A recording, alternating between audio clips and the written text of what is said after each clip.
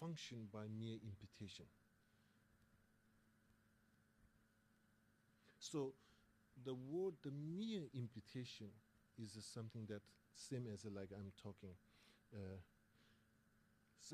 Mere projection, there is those whole colors. Like for example, today's colors, scientifically finding there's no green over there. It's all our minds creating that green, all the colors. So it is a. So that means, of course, the whole existence we call mere projection. Of course, there is a conditions, lights, and so on and so forth, but it is a mere projection. That. Now, I think sometimes it is difficult. We almost giving power to subject mind, saying that mere imputation, when it's a mere imputation, I think it's same like a color. When we see it, of course, it is something that our brain and our consciousness are creating with the condition of lights and so on and so forth. Okay, so it is not by its own independently projecting. Mere projection is not independently mere projecting. It is interdependently mere projection. So this is sometimes mere projection. Sometimes we may seen as a very independent for subject mind how the phenomena exist, but interdependently mere imputation. So that shows it is something not just kind of one way, or it's not. It's so many cooperation of a cause and condition, and the label as a general is a mere projection. Because that is the kind of the key line where the phenomena, how we function and how we kind of integrate it. Okay? Good question. Good question. Yes. Thank you very much for the complicated the concept to make it easy for us to understand. I'm studying about the early Buddhist, so I'd like to learn from Bante. There are three universal characteristics. One of them is the no self. So this emptiness and no self, how can I understand? What is this? Is this the same idea, or is there any different idea? Very good question. Very good question. Okay. Now again, this is my limited understanding. Okay. I think the concept of emptiness is built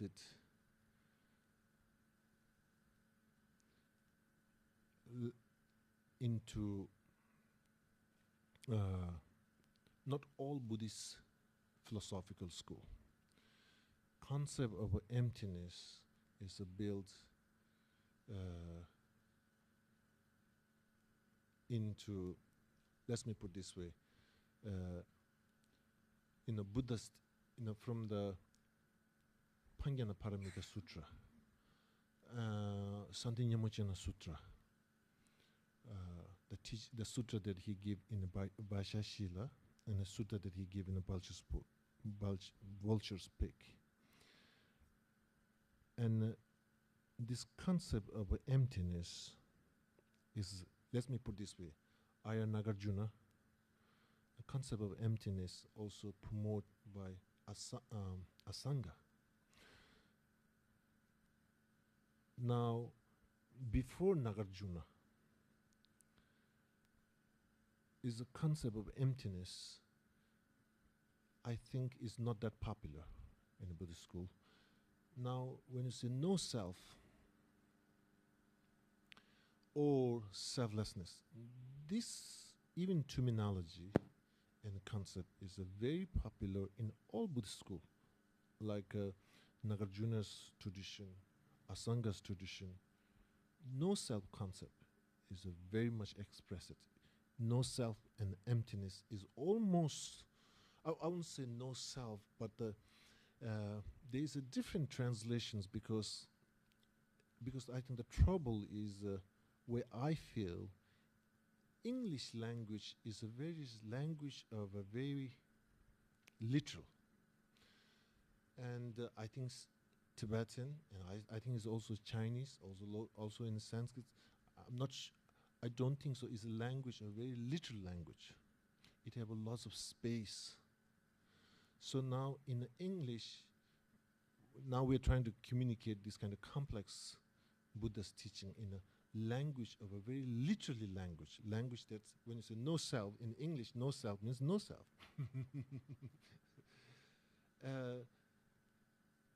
It don't have this very literal language. So it is so therefore there's a lot of effort in the academic field.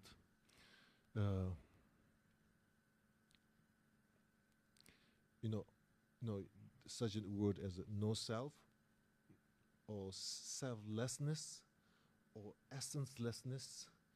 It is because they're coming with a different terminology through understanding the concept.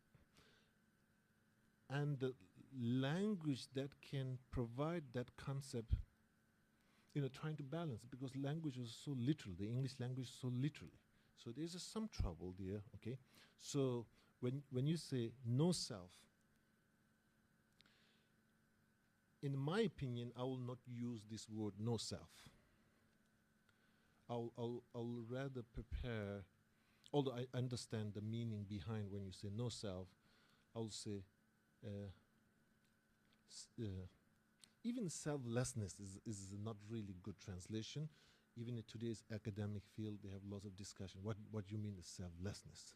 So there's a terminology of essencelessness. So anyway, now again, we're too much caught with how to just to make this concept of a selflessness of a Buddhist teaching, Dakmepa. Okay, so just the language part, I think, is important to understand. Which kind of language, in which kind of a language we are communicating such a complex topic, and the nature of a language and the concept, how they go together. That's also we should be aware. So now let's go back to the main issue.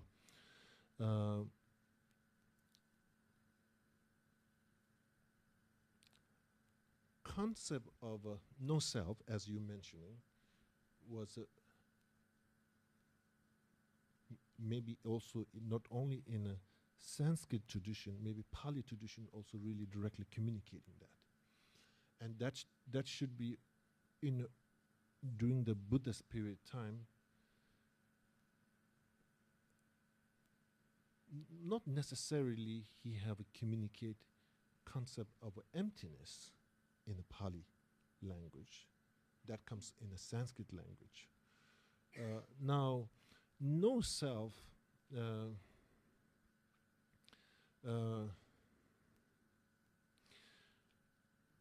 will see in the two layers. No self is first layer is a layer of a cause and effect, cause and condition. So in the Buddhist philosophy, cause and effect is one of the basis of reality. Cause and effect, cause and effect. And the logic is also function based on the cause and effect, cause and effect. So when we say self, so self is also basis of a function of a cause and effect. So that becomes very clear. So therefore, when then say in the Sanskrit word Atma or so here I think the no self as the real the philosophy behind in one layer to see it is no permanent self. No self as a no permanent self. Now, why we using the word of a permanent self? There's no permanent self because self should exist based on cause and effect. Okay, so concept of emptiness although it have a aspect of a cause and effect or dependent origination, but the essential point is not so much built up based on a cause and effect. No self is a built. There's no permanent self, and why we talk of permanent self? If there's an impermanent self, that's only options comes from cause and condition. Okay. Now again, is today I was having a long discussion and teaching about impermanent. Although now I think once I go back, I'll do more research. The tradition that came to Tibet teaching about impermanent, and teaching about impermanent, the tradition went to China.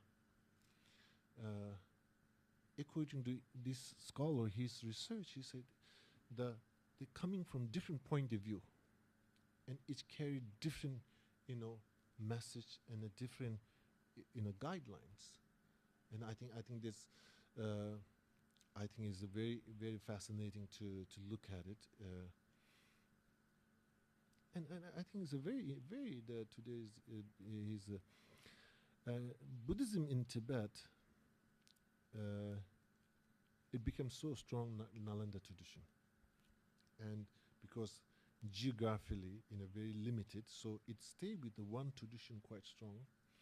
And here in India, in China, the Buddhism grew with so many different philosophy.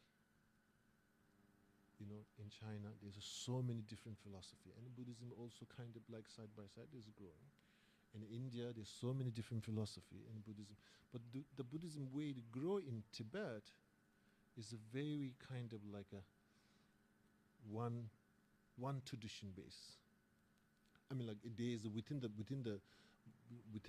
Tibetan, there's many different, there's 4 different tradition exist, but it didn't really kind of grow side by side with the totally different philosophical traditions. So anyway,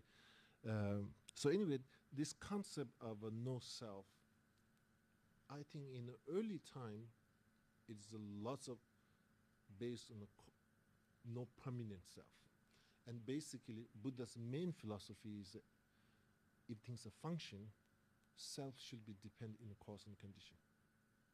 So this is like his teaching of Four Noble Truth is basically, teaching in based on cause and effect. Okay. Anyway, is now no self in a Buddhist philosophy. It goes almost, when you look at it, it goes to 3 layers concept of a no self. When I say 3 layers, first 2 will be all Buddhist philosophy will be accepted. The third one, no self as the emptiness, is only not whole Buddhist philosophy, but the only Buddhist school in a tradition of Mahayana Buddhist school or Yogacara or Madhyamika. Now, when it's the early 2 concept of no self, is one thing is this was quite strongly explained, this concept of no self, like self-sufficient, empty of self-sufficient substantially existence. I'm literally this philosophical word translated. This was quite well explained in the Kamalashila's Bhavanakama, his meditation, stage of meditation. This concept of no self, self-sufficient, empty of self-sufficient substantially existence. Okay, now this is a kind of very loaded philosophical terminology. And this concept of self, empty of self-sufficient substantially existence is a whole Buddhist school really do accepts. Not necessarily go through more detail what really means empty of self-sufficient. But now there's another layer of a self, no self, is there's a three characteristics: independent, permanent, singular. Empty of a permanent, empty of independent, empty of singular. So really, here's like, so what means singular?